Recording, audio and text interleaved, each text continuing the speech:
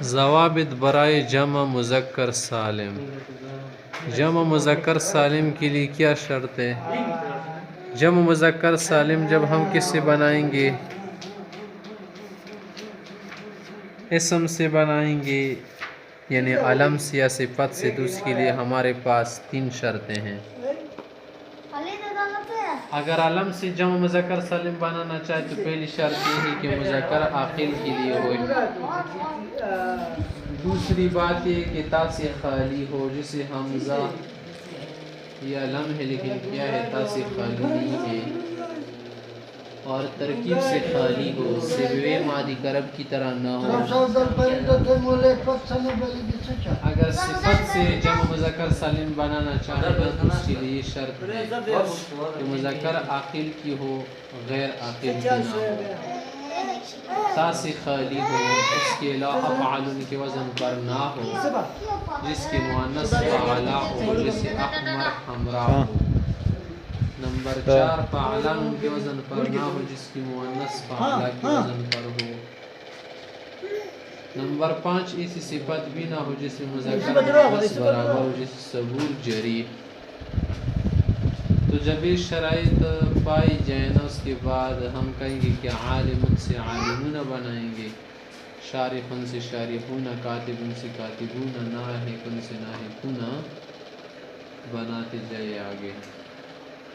اگر اس میں ممدود سے جمع مذکر سالم بنانا چاہے تو تثنیہ میں جو قاعدے ہم نے پڑھے تھے نا، اسی کے مطابق چلیں گے. کہ اگر حمزہ اصل کلمے کا ہو تو جسے وہاں پر حمزہ کو چھوڑ دیتے یا پر بھی چھوڑیں گے. قرآن تھا نا، قرآن قرآن. اگر تانیث کے لیے زیادہ کیا گیا ہونا تو واو سے بدل دیں گے سے حمزہ کو، جیسے زکریا زکریاون بن جائے گا. اگر اس میں مقصور سے جمع مذکر سالم بنانا چاہے تو وہ کیا کریں گے؟ الف کو حذف کر دیں گے اور مقبل کا جو فتحہ ہے نا وہ باقی رکھیں گے. جیسے مصطفیٰ ہے نا، مصطفیان بنتا ہے. یا پر کیا کریں گے؟ مصطفینا، نصب کی حالت میں، جر کی حالت میں، اور رفع کی حالت میں مصطفون. مصطفیون ہے نا، مصطفیون سے مصطفاونا، قلبہ کرنے کی وجہ سے پھر التقاء سکینین آ گیا، اس لیے مصطفون بن جائے گا، مصطفون.